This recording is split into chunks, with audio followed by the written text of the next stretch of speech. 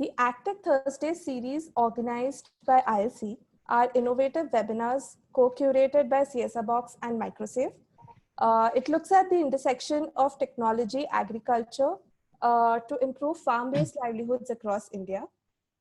The series aim at bridging the knowledge to action gap in this direction by identifying the latest trends and progress in AgTech and its boost for agribusinesses, highlighting the avenues for interventions to take place, success stories of diverse AgTech players and enablers in strengthening the value chain at various levels to improve the livelihood outcomes and also creating jobs in the process in allied areas. So far we have had 2 sessions and this is the third session in the series. And today we'll be looking at the alignment of CSR and impact investment initiatives in AgTech. So join me in welcoming our panelists for today, Mr. Ravinderjit Singh from Reliance Foundation, Mr. Dheeraj Mutreja from Rabobank, Mr. Suman from Dr. Reddy's Foundation, Mr. Prasad from Yes Bank, and Mr. Subhadeep Sanyal from Omnivore VC. We are also lucky to have Mr. Shyam, who is the Senior Advisor and Practice Lead with Villgro as the moderator for today's session. So over to you, Shyam. Hey, thanks, Bhagirathi, for that introduction and for teeing up this session. And welcome to all those who joined this webinar and to the esteemed panelists as well. And I really look forward to hearing their perspectives on this session. So let me first start out by talking a little bit about my understanding and appreciation of the theme of this webinar, which I thought was extremely interesting. The reason why I jumped at a chance to at the opportunity to sort of moderate this session and get into a conversation with my co-panelists is primarily because it's an interesting take on CSR, isn't it? I mean, currently CSR is understood by most people within a certain context, right? So when you talk about CSR, you get a certain image in our mind.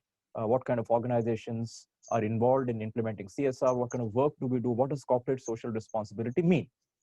Right, and this image and understanding of CSR is true of CSR activities in agriculture as well, right? So I don't want to go into the context and what people understand about CSR, but broadly we know what corporate social responsibility is supposed to mean. However, I think there has been a change, or there is gradually now a change in the paradigm within which CSR is viewed, at least in certain parts of the sector. And there are quite a few organizations today that are reimagining the route to achieving CSR objectives in agriculture. And specifically, this webinar will deal with how some of these organizations have recognized the importance of AgTech in achieving positive outcomes for India's millions of smallholder farmers. And for this, further, we are defining AgTech more narrowly to mean digital AgTech only, because technology can be non-digital as well. Mechanization of agriculture is technology too, right? But we are saying we're focusing more on digital AgTech, and we are focusing on startups within this scope. So the objective of the webinar is so there are a fair number of organizations today which look to achieve CSR objectives. And they try to achieve this, through, as I said, reimagining the space. And they're working, interestingly, with supporting for-profit AgTech companies in the digital space. So this is not something that really comes up and strikes you to begin with, right? It's not something, at least it didn't initially strike me as something that's normal in the course of CSR activities. CSR, CSR budgets, organizations carrying out these activities on the ground. How do they marry for-profit digital agri startups in this space? But when I started delving into it, and when I spoke to my co-panelists prior to setting up this webinar, it was incredible to see the depth and the range of the interactions that CSR work had with digital AgTech startups. And the aim of this webinar is to expose the audience to a few of these organizations, their context in engaging with for-profit AgTech startups, and their experiences and the lessons learned from this work. And hopefully at the end of it all of us as the audience and the participants will go away with fresh insights in terms of some quote unquote state-of-the-art thinking, as it were, in the area of how CSR can positively impact smallholder farmers through digital agri startups. Without further ado, let me just jump straight in. The way we have structured the next 50 odd minutes of the webinar is that I'll pose a couple of questions which are relevant to each participant with regard to the work his organization does in this field. And the panelists will then give a perspective around those questions. And I hope that the questions and the answers will be tied in to the overall theme, which I've just explained over the last 4 or 5 minutes. Each panelist will have approximately maybe 8 minutes of talk time, and at the end of it, if necessary, I can step in and sort of summarize the key takeaways as I saw it from that panelist's intervention. So, and there's an interesting mix of organizations. There are foundations, there's an international bank, there's an Indian bank, there's a private, there's a venture capital firm and so on. So there'll be various perspectives that will come through. So I'll start with Ravinderjit from Reliance Foundation. And Ravinderjit, my questions to you are that, Reliance Foundation is active in rural outreach. For example, you're running a rural transformation project.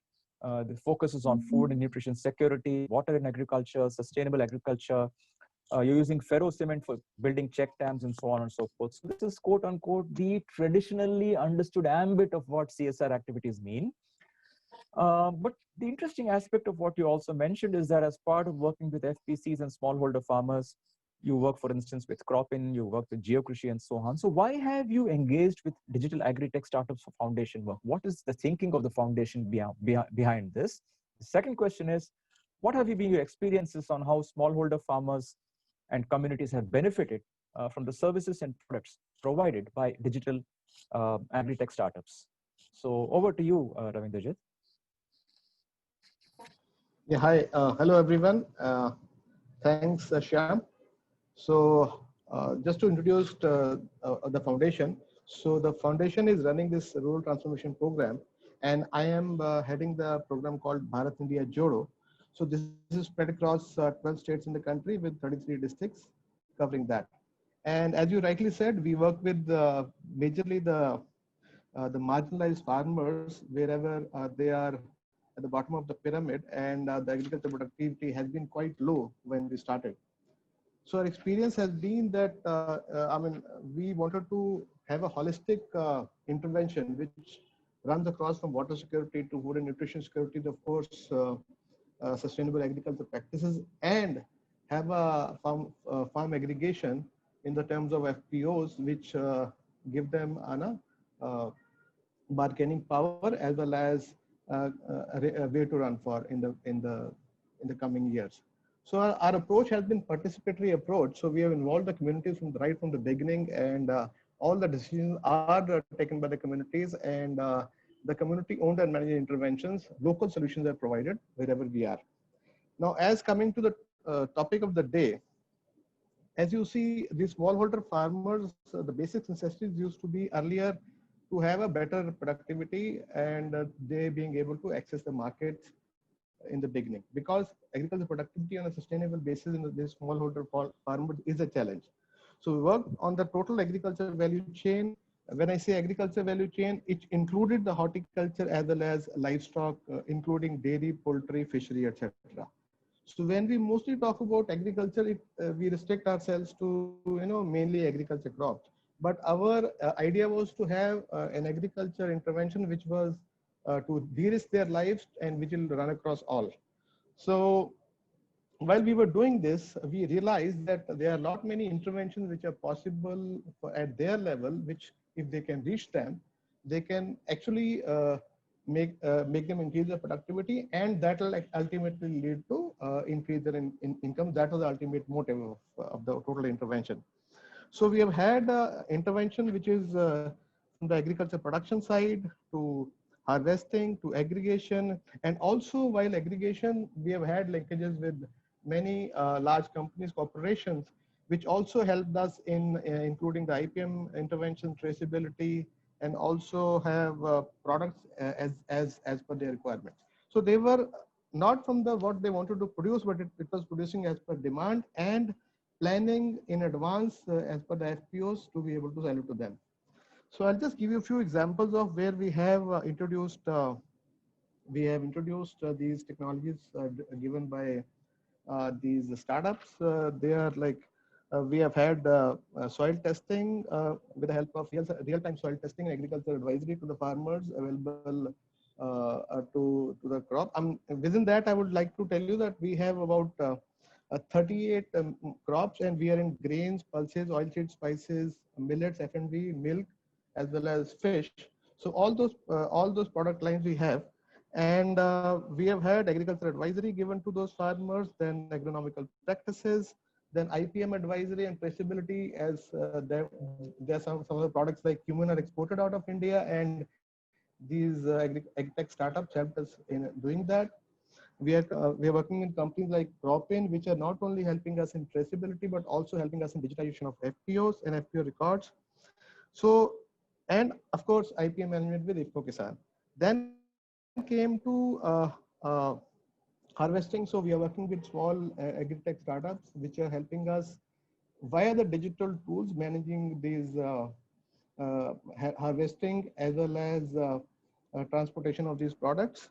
And then we have a trading platform, which are very interesting. So we have our organizations have dealt with the companies like Kisan Card, IFCO Kisan, NEML, NCDX means all spot futures as well as options, and as well as large companies like ADM, Cargill, etc.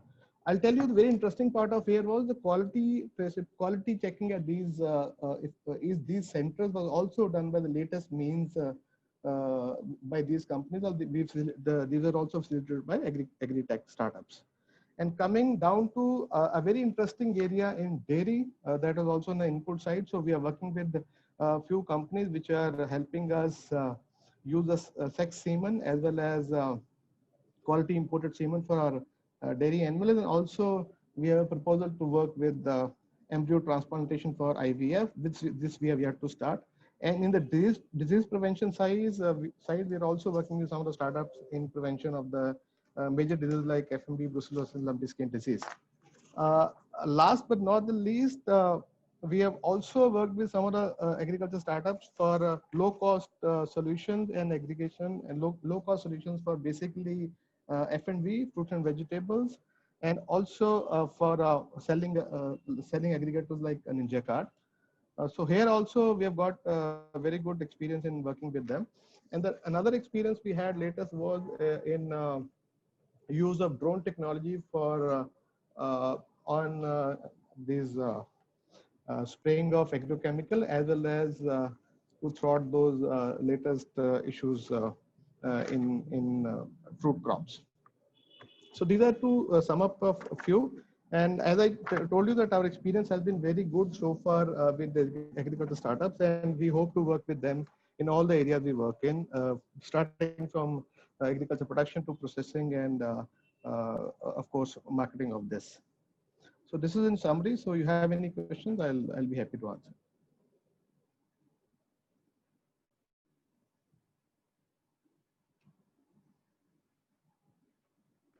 Shyam, you're on mute.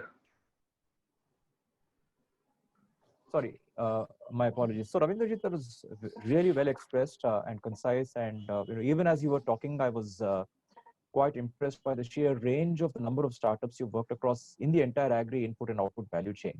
And for instance, and there's just one foundation which is able to create such an impact. And for instance, one of the companies that Villgro,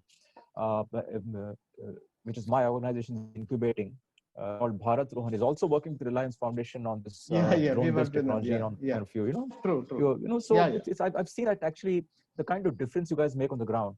So just one question to you, Ravinderjit, before I move on to the next panelist, which is that do you really see these digital agri startups that you're working with, do you see them collectively helping you move the needle on impacting farmholder livelihoods at scale? You see that that's something that's going to happen over the next few years? Okay. Yeah, sure. So I'll tell you, my experience has been with agri-tech startups in my previous organization also, where I was working with Government of India and Ministry of Agriculture. The one challenge which I could see with the agri-tech startup was their ability to access the target customers, which is the farmers and especially smallholder farmers.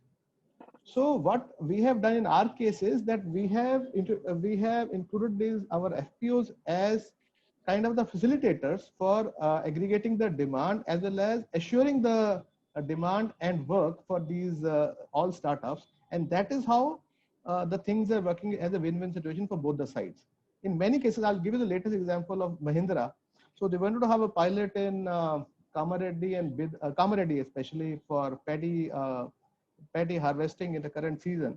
So they were wanting to know that whether they have enough business to be able to send 3 or 4 of their machines and also operate in a way where they have a B2C business. So we allowed them to do B2C way of working, but also assured them aggregation of demand through our FPOs. And that is how we are doing it in the case of drones. We have done it in latest in Agar in MP near Indore, and also in other cases wherever the facilitation is driven by the FPOs, and also hand-holding is done by my team. So I see a good combination coming up. Yeah. Okay, and just some member of the audience has asked a question, which I can, if you could just, does Reliance Foundation do contract farming is the question. So. No, we don't do. Actually, sorry, yeah. So we don't do contract farming as foundation as such, but we are also doing a facilitation of procurement of our commodities for other large corporates like ADM, Cargill, COFCO, I've told you few. But we also have started doing the same thing for Reliance Retail as such. And I'll also want to tell you that some of our FPOs have also progressed ahead on the value chain, and we are providing processed food, like we have a groundnut oil packing branded groundnut oil by one of FPOs in Gujarat near Rajkot, and they're also selling the same in the modern retail. Excellent. So our FPOs are also progressing. Yeah, sorry. Yeah, sorry. You're done? I can move on? Yeah, please go ahead. Yeah, I just wanted to add to your point. For instance, the company, the startup, digital agri startup that Villgro has incubated, which is working with Reliance, and this is for the benefit of the audience. Yeah. What Bharat Rohan does with, and Reliance Foundation and Bharat Rohan have entered into a tie-up for the next season, where Bharat Rohan provides agri-advisory based on hyperspectral imagery using drone technology. And the interesting thing is, it's farm to fork, in the sense that agri-advisory is provided, and the crop that is grown, which I think in this case is red gram in Rajasthan, will be procured by Bharat Rohan and taken to market. And therefore, the entire crop production and crop marketing cycle is completed for the farmer. And their yield and the quality of the yield is made better through hyperspectral imagery and drone technology. So it's a great example of how a foundation is able to work with, in this case, I know a specific agri startup, which is impacting farmers across thousands of acres. We have similar. True. True. We have similar arrangement for cumin. For cumin also as a crop, we are in the center of the cumin production center area in Gujarat. So we have a same arrangement for cumin also, and the company, the startup is also helping us in producing export quality cumin, and they'll be buying also from us. Yeah. Yes. So that's a great. It's a great story. Thanks a lot. I think this examples bring to life, the kind of work that's happening. So Bhagyashree, my question to you is: has Dheeraj joined? If you please let me know. Yes, Dheeraj has joined. Hey, hi Dheeraj. Welcome to the webinar. Hi. So you know the background, and you've been through the flow already. We spoke a couple of days ago. So if I could just, with your permission, just jump in and ask you the couple of questions which you can highlight in your presentation. Will that work? Yes. Great. So Dheeraj, so this is the thing. So we've just heard, the audience, we've just heard from a foundation, and the person who heads the foundation work practicing the implementation of CSR, and there's an interesting perspective on what agri startups can do in CSR. Now we'll jump to a bank, which is a financial institution, right? So, and this is Rabobank. It's perhaps one of the first and maybe the largest entirely agri and farmer focused, bank in the world. And you have extensive operations in India, and you work for smallholder livelihood enhancement through various interventions. What you also told us when we spoke a few days ago is that I understand that over the last 2 or 3 years, Rabobank has started to focus on digital agri-tech. and has worked with accelerators and innovators and for-profit startups in the field of agriculture to benefit the smallholder, smallholder farmers. So, a couple of questions I had for you. Why has Rabobank started in the last 2-3 years to look at agri-tech startup ecosystem to further your objectives and CSR objectives? And what value do they bring in from your perspective? And the second question is, what specific areas of digital agri-tech are you engaging with? And what has been your experience so far with this effort over the last 2 to 3 years? Therefore, as an international bank in agriculture, why have you in the last 3 years started focusing on digital agri-tech to help the smallholder farmer? And what's been your experience and how has it impacted broadly? Thanks, Shyam. I'll just give a brief intro and then move on to answering the question. I belong to Rabo Foundation, which is the social fund of Rabobank, which is the leading food and agri bank in this world. We have been present in India for the last 12 years, where we have undertaken, undertaken various initiatives in line with our mandate, which is to improve livelihood of smallholder farmers through access to finance, access to market, access to network, and access to knowledge. Now, coming to the first question, the reason that we look to AgTech sector, we realize that there is we believe that there's information asymmetry in the agriculture sector. Real-time information is not available to various stakeholders, including smallholder farmers, which affects decision-making and leads to inefficiencies. As our foundation, we have a mandate to improve livelihood of smallholder farmers, and we believe that technological developments can help them in this regard. In our, interactions with AgTech startup ecosystem over the last 2-3 years, we realized that there are startups which captures and analyze various data like, farm holding, soil health, stage of crops, weather, etc., which, this kind of data can be used to create decision making of various stakeholders, including banks, insurance players, off-takers, and, government agencies, and the smallholder farmer himself. So it is a natural step for us to look towards the AgTech startup ecosystem to help in our mandate. Coming to the second question, what specific areas where we are engaged in? So when we were interacting with our startups, we realized that these startups find it difficult to access working capital financing from traditional lenders because of a variety of reasons. They are, asset light, they are loss making, and this lack of working capital financing can lead to, limit their outreach to farmers and lead to their failures. So we took several initiatives in this regard, and one of the first was that we started to support these startups by providing loan through our NBFC partners to these startups, where we provided our guarantee to NBFC partners, who in turn lend to these startups. Thereafter, we launched a AgTech startup financing program with Caspian Impact Investment, wherein we provided liquidity to Caspian, and Caspian used that liquidity to provide working capital financing to AgTech startups. This was launched last year and immediately used by 5-6 AgTech startups.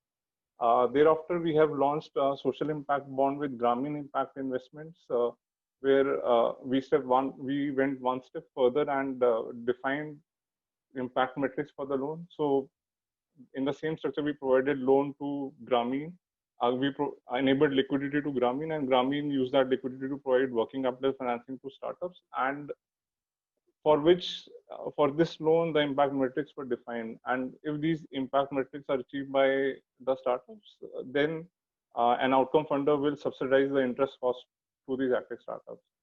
Now, apart from the financing piece, we have also undertaken several initiatives in the knowledge space. In the start of this year, we organized a credit scoring and modeling workshop, where we invited a leading AgTech and agri-fintech startups to help them, build their credit scoring model or fine-tune their existing credit scoring model. Last year, we also organized the AgTech FPO roundtable, where we brought AgTech and FPOs together on a common platform, as we realized that these are two mutually exclusive set of, who doesn't talk to each other and don't understand each other.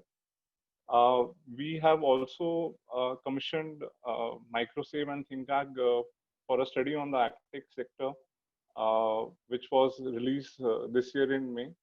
We were also a knowledge partner to ThinkAg in their new, investment report on AgTech sector, which was released again in August this year. We have also supported collaboration of Propin, which is a leading AgTech startup, and Wapcol, an FPO, which to help them digitize their farm and digitize their farm, digitize and the records and digitize the supply chain. Through Rabobank India used its CSR funds to provide grant to Villgro, which was to incubate two startups, Bharat Rohan and Raf Tech Lab, which you spoke about. We also help our strategic investment arm, Rabo Frontier Ventures, to invest in AgTech startups. So they also look at the AgTech across the world, and in India they have invested in a leading AgTech startup, AgroStar, last year. So this is mostly what we have done, and what we also have in pipeline this year. We are going to launch a portfolio guarantee with Caspian in order to enable them to lend to early stage AgTech startups. So AgTech startups face difficulty in accessing finance from lenders. Early stage AgTech obviously would find it more difficult. We are also providing liquidity to Avanti Finance to use Jai Kisan's platform in order to lend to smallholder farmers. Third thing which we are doing, which we are going to announce in November, is a program with USDFC. It's a $55 million lending program which is going to be fronted by 3 NBFCs, which is going to fund 4 asset classes, out of which one will be AgTech. This is an 8-year long program, and we see a lot of funding to AgTech from this initiative. So all in all, we understand that AgTech startups are required to can help in addressing concerns in the agriculture sector, and subsequently the concerns of the smallholder farmers. And by supporting them, those startups that work with smallholder farmers directly and indirectly, we believe that they can help in our mandate. Oh, thanks, Dheeraj. That was very useful.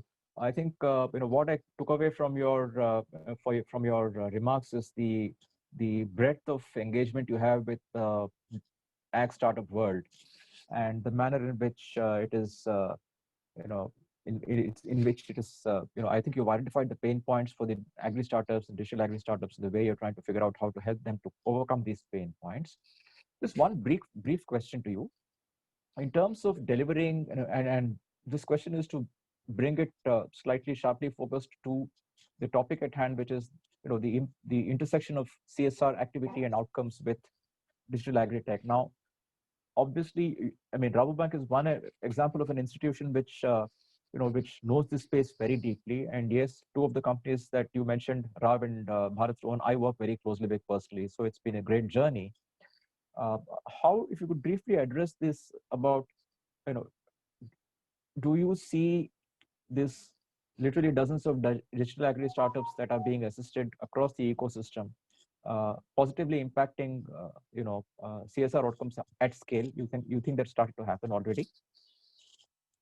So, a lot of these startups have to, they work with data. We are talking about digital AgTech that work with a lot of data, and this data has to, be verified on the ground, something that we call ground truthing. And for that, they need to work with, farmers, work at the farm level, gather that data, look at it, analyze it over the years and fit in their, develop their AI or machine learning model based on that. And for that, they need to work with the farmer. And this, we believe, the more they work with farmer, the more the farmer becomes comfortable with the technology that is being offered. It will help the farmers, overcome the obstacles that they face, especially the smallholder farmers. You gave an example of Bharat Rohan. So Bharat Rohan is something which has actually impacted the mint farmers in UP greatly. That is one example that comes to mind. But there are other also many startups which are working at the ground level and impacting smallholder farmers directly.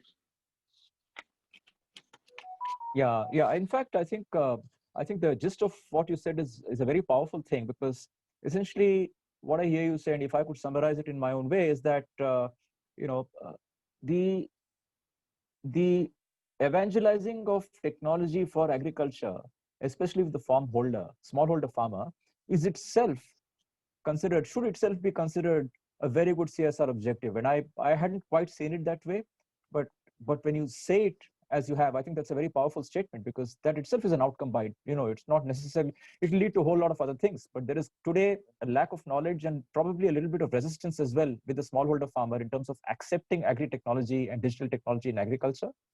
And if Rabobank and all the other organizations working are able to break this barrier, that itself is a great outcome. Thanks for that, Dheeraj. That's a very insightful, statement that you made. Thanks. We'll come back to you in case there are any further questions from the audience. But if I were to then move on to the next panelist, and that's Suman from Dr. Reddy's. So we've had a foundation, we've had an international bank, and now we go back to a foundation, which, and I believe Suman, Dr. Reddy's is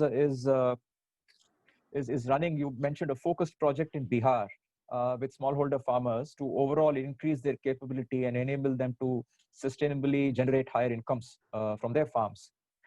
So again, two questions to you.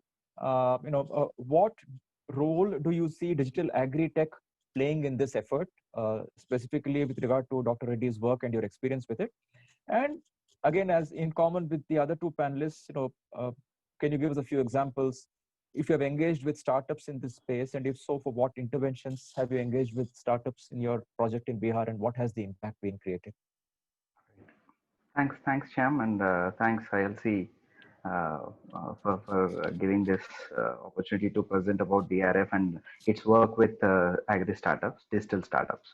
So essentially, to give in a very nutshell, Dr. Reddy's Foundation is a independent trust which is working in the areas of youth skilling and persons with disability as well as agriculture. And our agriculture program is not just only in Bihar but also in 4 states: UP, AP, Telangana, and Bihar. However, Bihar has been our major focus in terms of our work.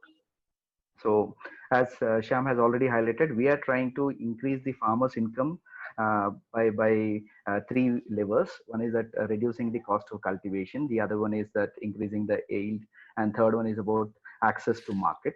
So, and 2 major areas in which we focus is about one is extension, the other one is market linkages.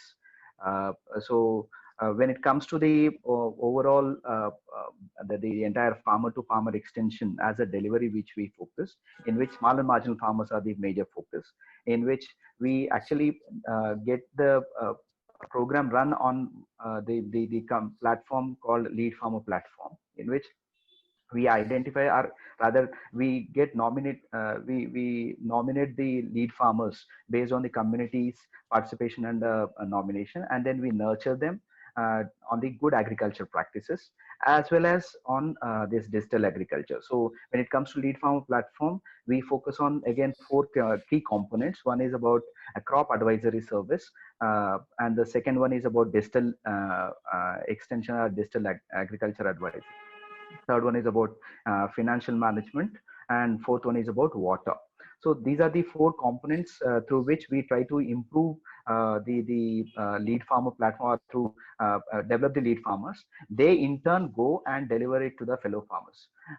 So if you see about the model, 2 things. One is that how farmer is getting benefited is that increases the farmer income through lead farmer platform. For the ecosystem, like startups, who are one of the key stakeholders now, so we help them to connect to the farmers. So as Ravinderjit Singh has told, and Mr. Dheeraj also said, the ag startups connecting to farmers is one of the key elements, and we try to help them to achieve that in our work. So how we do it is basically that we try to bring the startup and introduce them to the lead farmer platform. They in turn connect the lead the digital ag startup to the fellow farmers. And typically we have been working with startups who are in the crop advisory, digital crop advisory, at the same time weather advisory, and who are there in inputs as well as market linkages. And to name a few, and to actually share some of the examples, is that one of the image based crop advisory service, or pest and disease advisory services, Plantex. So we are a partner with them, and they came back and they reached out to us to reach out to the farmers in different places uh, in the areas where we work. So we introduced this entire product to the lead farmers. They in turn went and disseminated about this particular product or this particular service to the fellow farmers. So thereby it has been reached out to the farmers. So what we strongly believe is that until unless there is some last mile connect at a village level, which is from the farmers, the smallholder farmers in the country is not really at that level where they directly access the digital services.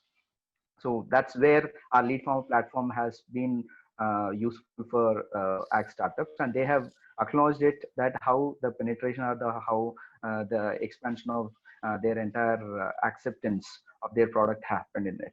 So we work in our model. We have worked in about 60,000 farmers across 7 states to start with, and through our impact, we could increase about 50% annual income of farmers by again leveraging these three levers. One is reducing the cost of cultivation, second one is about increasing the yield, and third one is connecting to the market. So this is where we are. And ag startup, with, as I told you, that until unless there is a community level platform which can help these startups to reach out to smallholder farmers, it would be difficult. And that's where we are trying to bridge that gap and help these startups in this space. However, we also work with other startups which are into farm mechanization, as well as some of the storage related technologies. However, now since we are focused on the digital AgTech space, so this is what is the kind of experience we have. And interestingly, once we have our lead farmers have started explaining this to fellow farmers about the product and the service, the farmers' acceptance has become better. And one of the key questions also being posed is that how many farmers are actually able to access these kind of digital services. That we have done a recent survey in Bihar, where 80% of the households have smartphone access in those villages. So they have the access. It's all about whether they are there. One is the awareness has been created, and then somebody is there to explain them how is it benefiting. And then once they start using it, then obviously they will decide how is it easy to use or difficult to use. And that particular feedback also helps the ag startup to again reiterate their work on the product or service, so that it becomes farmer friendly and farmers are able to use it and benefit from it. That's all from my side, Shyam. Hey, Suman, thank you so much for your insightful remarks. And once again, I think you've raised a very important point. That's been my experience as well, working with startups, ag startups, and I'm sure the other panelists who work with ag startups would also echo this. However, for the general audience who may be listening in, it may not be so obvious. And this point is that it is not possible for agri startups to see. Indian agriculture is disaggregated, right? So there are millions of farmers all over the place. So in order to significantly impact agriculture at scale, access to farmers is important. And startups simply don't have the bandwidth to be able to do it. Yes. And I hear that, for instance, you said it very nicely. You said you provide a platform for farmers in these cooperatives to connect with the digital agri startups so that they can get the benefit of the product and the technology. That's a very interesting thing, because I think you're creating an ecosystem whereby technology in agriculture can impact farmers on scale, And this aspect is not really, it's not that obvious to many people unless you're actually in the field. So thanks for bringing that up. Just one question to you, if you could just address that briefly, is you've given a great deal of examples, you've given outcomes, etc. So how has this journey been in terms of our farmers seeing the benefit now of applying digital agri technology in their farming, or do you still have to push it hard? This has been a mixed response we have had. So one is that when it comes to initial thing, until they taste the benefit, so obviously their acceptance would be difficult. So there, what we try to actually push those nudges. I mean, we do those nudges in terms of how it can be benefiting. And interestingly, when it comes to advisory service, typically if you see this entire extension system in the country, it has not been really at a very strong position. We have only one person against 1,000 farmers, whereas the recommendable practice is about 1:200. So then extension has been our one of the weakest area in the system, and especially for the small marginal farmers. So that's where we could see that digital AgTech can play a huge role. And of course, to start with, again, it's again affordability, which comes into as a one kind of a bottleneck. So a farmer who's able to access and then use it and then get benefited, then that time they would be ready to come forward and then enroll. So that particular phase is where I think we need kind of a foundations or even any kind of a bridge we have to create so that this can be taken up. But surely farmers are looking at it. A very recent example is that earlier we used to have a capacity building of farmers through direct training. But during the pandemic, of course, pandemic has forced us to think differently, and then we started physical training. And to our surprise, farmers have just accepted it well, and now that has been a regular practice for us. So that way, I see that farmers also seeing that, okay, things are changing and I need to adopt, and there are opportunities where I can leverage. So there is a positive outlook from a farmer's side, and that is a very good sign for digital ag startup space. That's how I see it.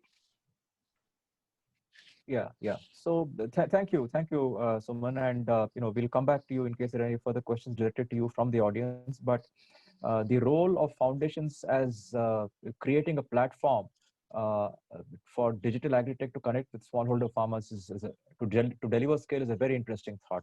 Thanks very much. So from Suman, I now move on to again. So it's a pure foundation work, and we again switch back to a financial institution. Prasad of Yes Bank. Now, Yes Bank, as we all know, is what I would call, quote unquote, a standard full service bank, right? It's a bank, private sector bank.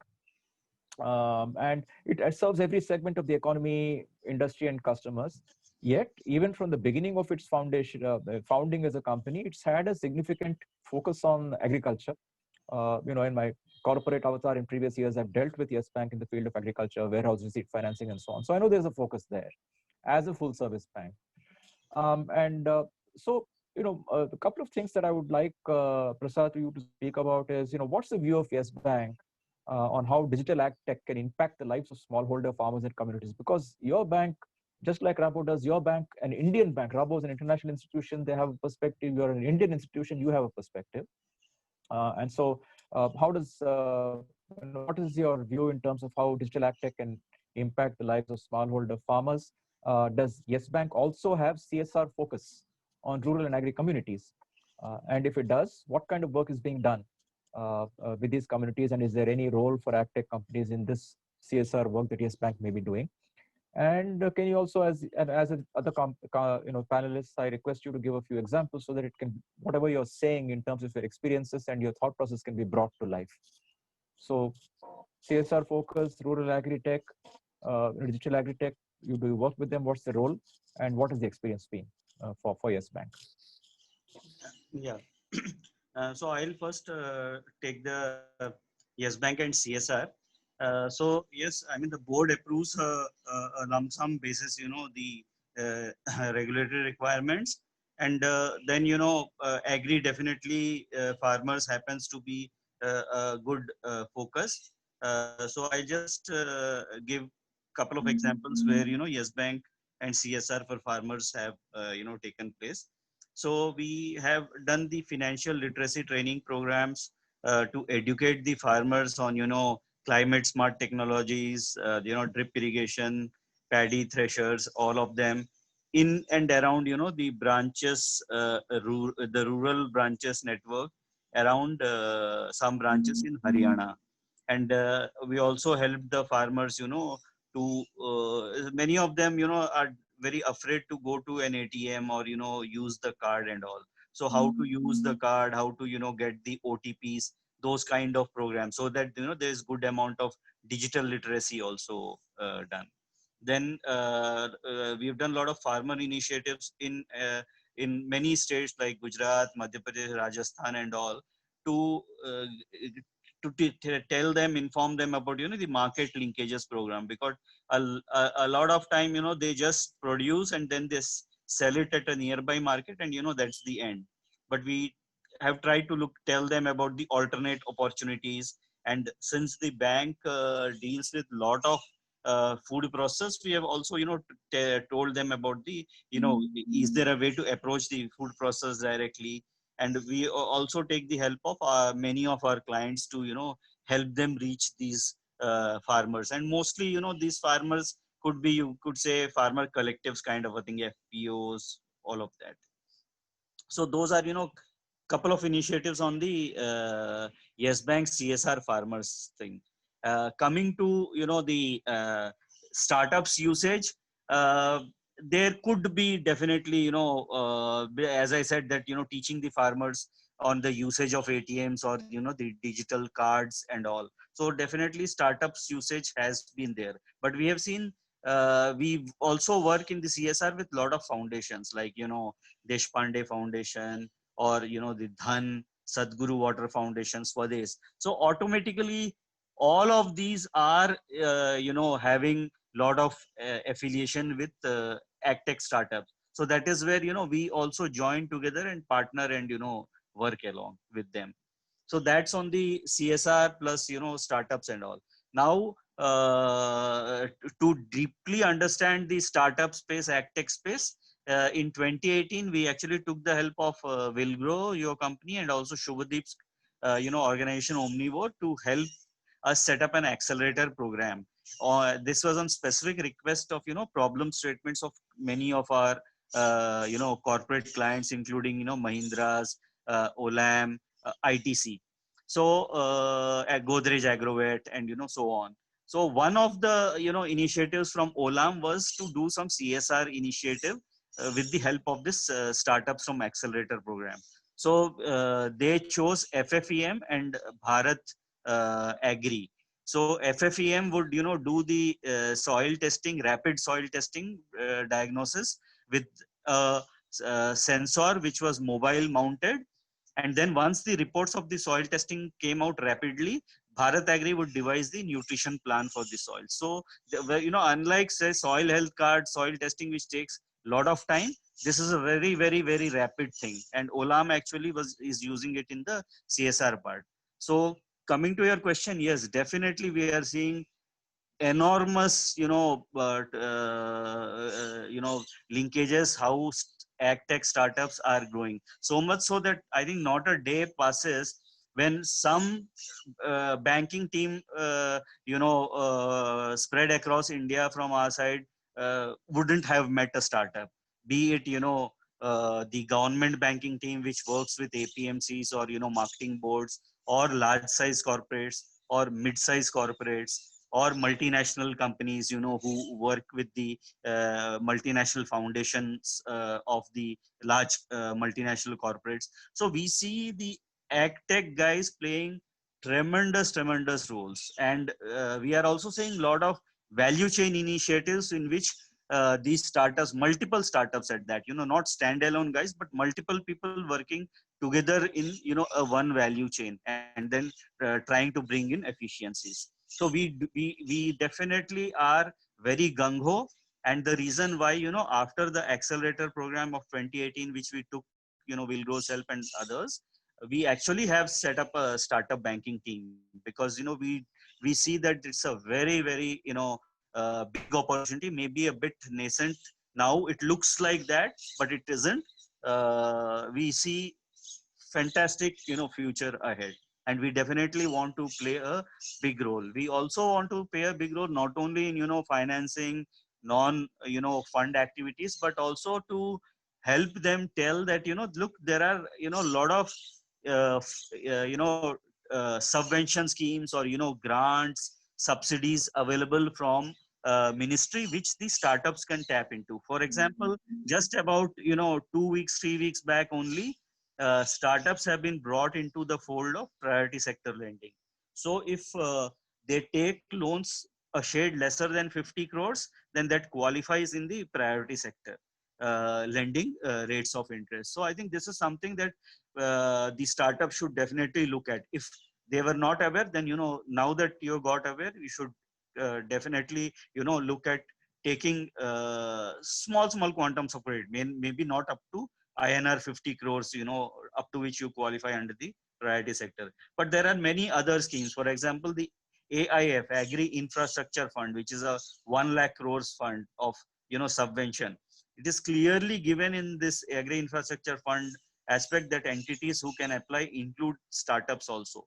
So you can also again avail of a lower rate of interest. 3% subvention is given in this AIF fund, and there is a limit of 2 crores on that. Up to 2 crores interest, there will be a subvention of 3%, and the tenor given is at about 7 crores. And obviously when it is there is a limit of 2 crores, then the CGT MSC scheme also will be setting into this fund limits. Then we have many other schemes like Pradhan Mantri Matsya Sampada Yojana. Again, in fisheries value chain, a lot of startups who are there can take good amount of capex incentives, and they can kind of set up many varieties of units in the aqua value chain. Similarly, there is a AHIDF, which is animal husbandry, to do with dairy processing or meat processing or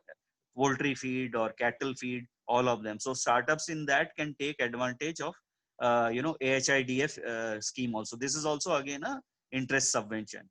And also when it comes to capex, Ministry of Food Processing MOFP does promote MSME companies, and gives them small quantums of grants. This could be grants ranging from say 1 crore upsides if you set up standalone food processing units and all. So overall, there are a lot of schemes which are available, and using this, we do see that startups can quickly scale up. And even on the pan India level, ENAMs and the governments are thinking of setting up platforms where they are trying to aggregate quality testing, sensory based startups, then logistics startups, building platforms of platforms. I think the future is really whatever has happened till now, I think future is going to be really tremendous opportunity. Yeah, that's fantastic, Prasad. Thanks so much. That's a very ringing endorsement actually.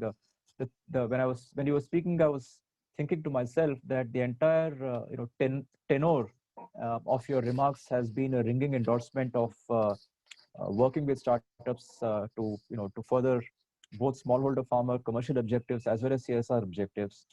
You've given so many examples of the breadth and width of work that's happening, not just by you, but through you and in partnership with other organizations as well. It's a vast area. And the more I think about what you've said, the more confident I feel that this entire interplay of CSR with agri startups leading to benefit for Indian agriculture is definitely playing out and will play out very powerfully. Thanks very much. Finally, moving on to our participant, the last but not the least, is Subhadeep from Omnivore. And we've heard from an international financial institution, you've heard from an Indian bank, you've heard from a couple of foundations working in different areas and different focuses. And now we'll hear a view from a pure play investment company, right? And we all know Omnivore. It's an investment firm focused on agriculture, which is very interesting. It's agriculture and agribusiness. It's perhaps unique in this space, and certainly the most well-known and active, I would imagine, as an investment firm with this defined focus. Now, from Subhadeep, I'd like to get the investors' view, as it were, as to how digital agri startups can impact smallholder farmer livelihoods. Now, the thesis that has been driving all of this session, and generally speaking, digital agri, in general, is that these are for-profit startups, and startups, regardless of which field they are in, they struggle, right? I mean, that's the nature of the beast. That's the nature of the world, startup world. And if the startups are focused on doing good for the smallholder farmer, doing so at significant scale, and doing so profitability, basically it's like trying to ride three horses together, right? And how do startups manage to do that? Because it is necessary for a huge number of digital agri startups to survive, prosper, and grow, for these digital agri startups to be able to create an impact at scale. If most of these startups don't grow and they don't survive, then there's no impact. So the whole effort is wasted. So how does he see, from his vantage point of being in this field, how does he see this dichotomy or trichotomy being navigated by these small digital agri startups? And has he seen them doing good and becoming profitable as well? And again, a couple of examples of digital agri startups you have either invested in or worked with or know of, which have positively delivered on social goals while transitioning to sustained profitability and growth. So this is a slightly different lens that I'm requesting you to put on this entire discussion, so that we can go away confident that the startup ecosystem will thrive and smallholder farmer gains and CSR projects will be delivered. Sure. Thank you, Shyam. Thanks for the interesting set of questions. Thank you, ILC, for having me here. And everyone listening in. This is Subhadeep. I represent Omnivore today. We are an agri-tech focused venture fund, as Shyam mentioned. And we've been around talking about the word agri-tech long before it became quite cool. So very happy today to be here and seeing panels being hosted around it. Coming back to Shyam's point, I think fundamentally, the reason why we decided to start a pure play venture capital model in agriculture, which was kind of unheard of in this part of the world, was basically that, one, we saw that technology was becoming extremely important. Back in 2010-11, we saw that, India is kind of on the cusp of digitization. Mobile penetration was also slowly increasing. And it was a matter of time before we were able to connect with rural India with equal ease as we were connecting, our urban centers. So I think that is what drove our thesis that, okay, if rural India and largely the farming community can actually come online or be accessed via digital mediums, then it will throw up a massive amount of efficiency, which today we are seeing in some parts happen, right? Now agri in India is a massive problem statement, and hence a massive opportunity. But I think some of the attractive points which draw pure play investors, right, who are there for a financial gain, to get attracted to this sector. And now we can talk about it with much more abandon, because it's not just one Omnivore, one Villgro, one Caspian out there trying to solve in one Yes Bank or Rabo. There are funds which are generalist funds like Sequoia and Kalari and Nexus and SL and everyone else, who are also finding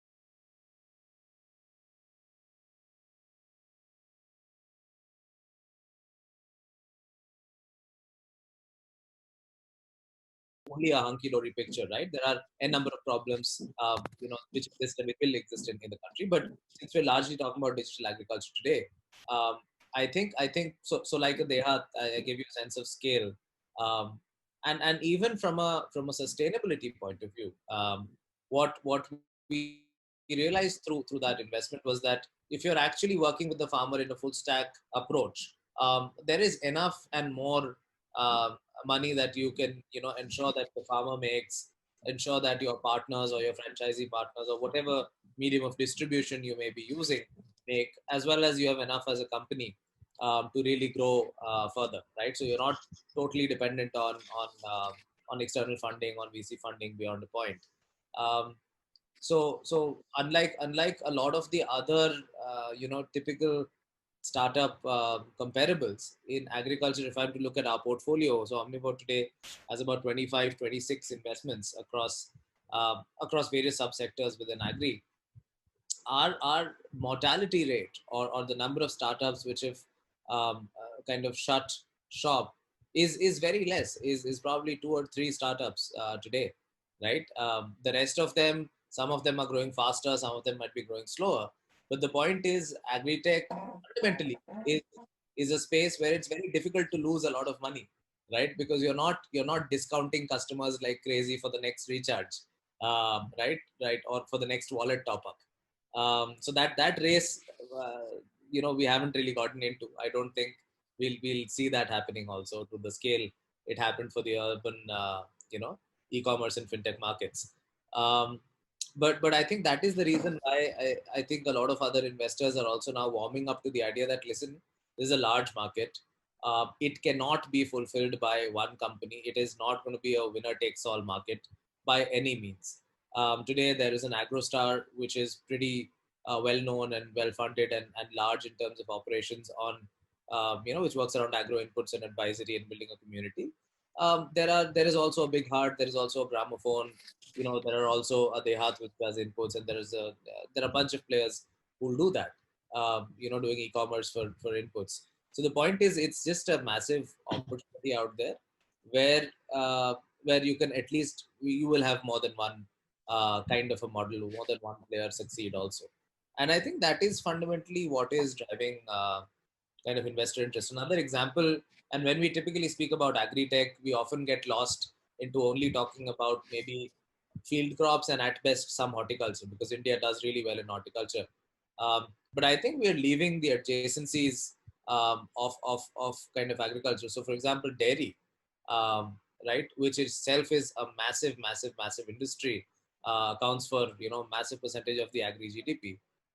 Livestock, aquaculture, right? Those are all niches within the larger gamut of agri and food, which are being disrupted. I mean, again, an example there, if I were to take, is Stellabs. Stellabs started in a typical B2B enterprise fashion, working with multiple dairies and cooperatives across the country, trying to help digitize the way they procure milk, to ensure that quality at every node of the milk collection happens properly. So it was a very, very tech-driven company. But as soon as they reached the farmer, they realized that you can also do a lot on the farm, right? You can also help provide some digital services for the smallholder, 2 or 4 cow dairy farmer in India. Whether that's for animal health, whether that's for insurance, whether that's for providing them a wallet so that they can buy their feed and everything else, whether it's for payments, which can be accelerated because everything is now much faster and the dairy gets full visibility on within a minute of pouring the milk into the collection center. So I think the transformation has been there. I think we will need to see some big bang kind of exits and big bang scale really be created for more and more entrepreneurial talent, as well as more and more funding sources, whether that's debt and equity. And all the other panelists who spoke before me have done wonderful work and are continuing doing wonderful work to support the ecosystem. And I think that is how we'll be able to drive true technological change in smallholder farmers in India. So that's kind of how investors and why some investors have suddenly started to take a look at AgriTech much more deeply. And a couple of examples. I'm happy to kind of take questions or any if there are. Hey, thanks, Subhadeep. That was a wonderful exposition of an investor's viewpoint. And the takeout that I had from your intervention in this webinar was that, I mean, you've got 25 companies. The thing that struck me, which is rather counterintuitive, certainly it was for me, is the very low mortality rate. It's an incredible strike rate when you have only 2 or 3 not doing well out of 25. Speaks to two things. One is that obviously, Omnivore has been phenomenal at picking the areas and winners, and more power to you. That's not very often seen. That's great. And the second thing is that obviously, from an ecosystem point of view, I would imagine that, and you said it very rightly, that you know it is it is not easy to fail. The opportunity is so large; it's not easy to fail. So I mean, that's again counterintuitive because a lot of people think, and rightly so, that agriculture in India is very complex, disaggregated, smallholder farmers, billions of people. How can you succeed? But what Omnivore is saying and what you're saying is that how can you not succeed? Which is a very refreshing way of looking at it. And you have proved it. And the fact that you're out there, that there are so many sectors to invest in, it's a wonderful ecosystem that is poised for success. We just needs a little bit of hand holding. And if I were to bring your thesis back to the main topic of this webinar, which is to say that, digital agri startups are there, they are growing, they are doing well. And if I were to tie it in with the remarks made by some of the other panelists, which is to say that they are now capable of reaching out to more and more farmers because there are organizations that are giving platforms to multiply their reach. And if farmer acceptance of digital agri-tech through these scaling up platforms supported by investment money comes through, the entire ecosystem is protected and helped to grow. And they have a very powerful role to play in delivering CSR objectives to the smallholder farmer in agriculture. If I would summarize this entire thesis of the webinar in 2 sentences, that would be it. How investors, how funders, how banks and institutions come together to create an ecosystem to further help digital agri startup universe, which is primed for success, which is poised for success. A lot of the needle has moved significantly over the last 5 years, and they're actually creating an impact to the ground, which is why so many foundations on the webinar today are working with dozens of startups, which is why Omnivore is such a successful investor. It gives a lot of positivity and hope in terms of this is a new paradigm. And I think what was not clear at the beginning of this webinar is clear, at least to me now, and hopefully for the audience, that this paradigm which has happened should open our eyes to looking at it very actively, that this is a route to CSR. It's an active route to CSR. It is not a passive route to CSR, right? You're actually doing something and creating an ecosystem to deliver good. And who knows, 20 years from now, you probably don't need a CSR activity focus in India as an economy. You don't have CSR activities in the developed world. You have today. But if this ecosystem succeeds, CSR is delivered commercially in a viable manner, technology is delivered, and everybody is happy. So thanks a lot, Subhadeep, for your investors' viewpoint, and to all the other panelists also. Now, there are a few questions that have come up from the audience. So my question to you, Bhagyashree, is that do we have some time to address about 2 or 3 of them? Because I know we started late and we are 15 minutes behind the time. It's already 6:25. So it's up to you. I think we can take 2-3 questions. Okay, so I'll just take one question that's popped up in front of me, and it's a general question, not specifically related to CSR. And somebody's asked, what is the view of the 3 agricultural bills that have been passed in Parliament today? So I thought I could take a stab at answering that very briefly. I think the 1-word answer is fantastic.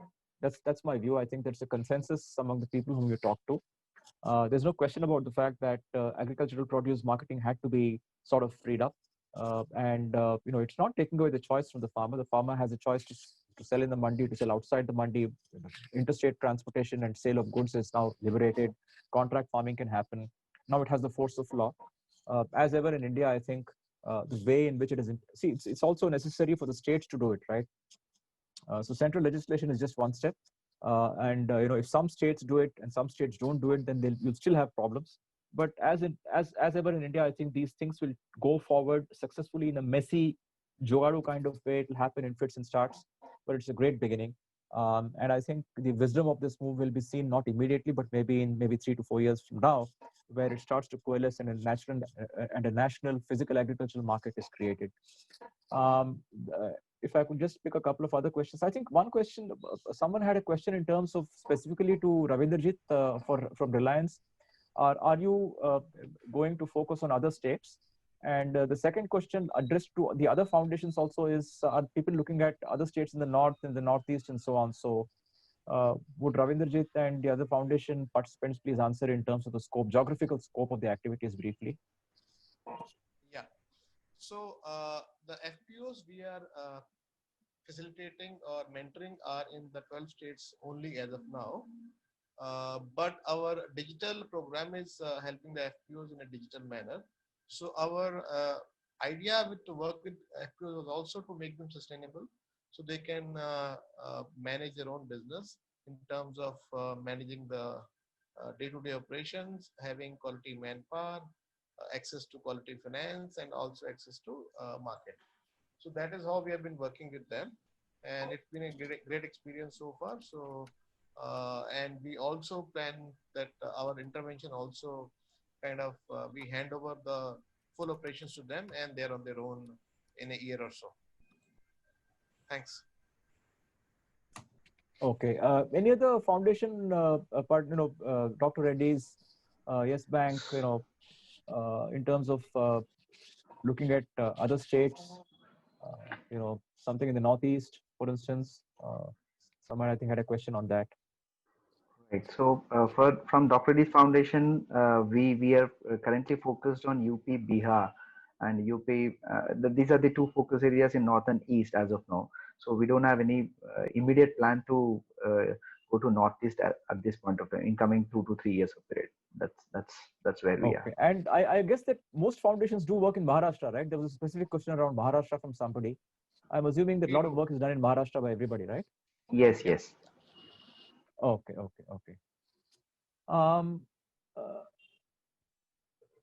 So it's a general question, and I think we can take this as last question. So which is that what's been the general experience of working with FPOs? And sometimes FPOs can be even in my experience in the past, some FPOs can be very frustrating to work with. There's no central leadership there. And of course, it differs from FPO to FPO and state to state. But any comments from the participants here in terms of the experience of working with FPOs in general? How has it been? Is it a bit of a mixed bag, or is it be generally more smooth? How does it work?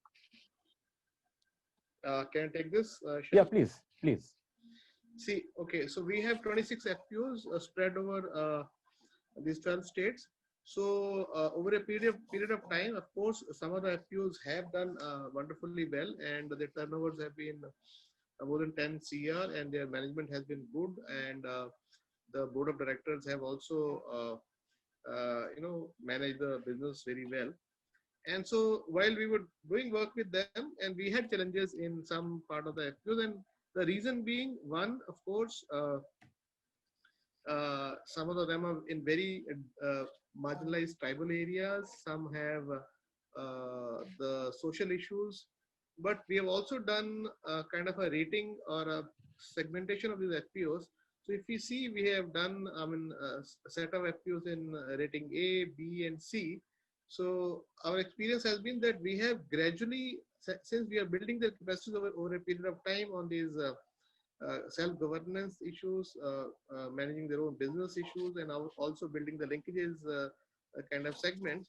So we are seeing that gradually they are graduating from C level to B, and B are going towards A.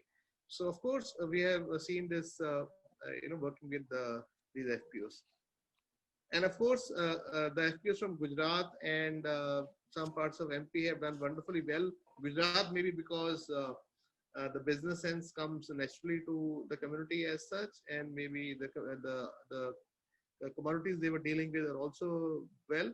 And some FPOs like in South, which is Bidar, and in Kamaredi, have done wonderfully well, mainly because of, I think, the literacy rate as well as better farmers. That's Excellent. our experience at the end. Okay.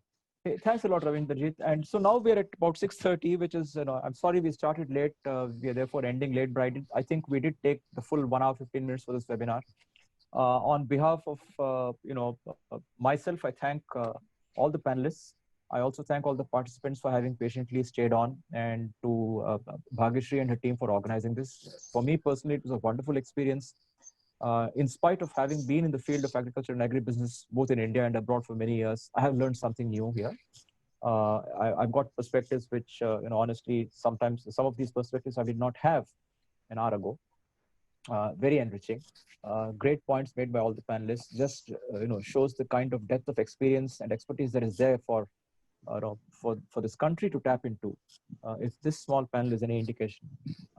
So thanks very much indeed for everybody for the participation. And Bhagyashree, I hand it over to you. I know if there's any feedback that people want to share in terms of this webinar, any further follow-up questions that participants might have. So, how would that be handled? Bhagyashree, I hand it over to you now. But from me, thanks very much indeed for having attended. Over to you, Bhagyashree. Thank you so much, Shyam. And I think you also took up this at a very short notice. So thank you so much for helping us, frame this whole session and work it out. So if our audiences have any questions, they can feedback, they can write to us. My team member Achal, she has shared the email address in the chat box. I'm quickly going to take a minute to talk about the Livelihoods Atlas that we have come out with. It's a draft version of it. It essentially maps the district level data of ILC partners in terms of the projects and the livelihood sub-themes addressed. So this can help you understand and map any geographic or sub-thematic synergies that you have with the ILC partners and the livelihood initiatives they're working on. So we look forward to receiving your feedback and insights to improve the same. And if you're interested in exploring synergies with any of these partners, then you can again write to us. I'm sharing the link for this document in the chat box. So thank you so much, everyone. And we look forward to having you in the upcoming events.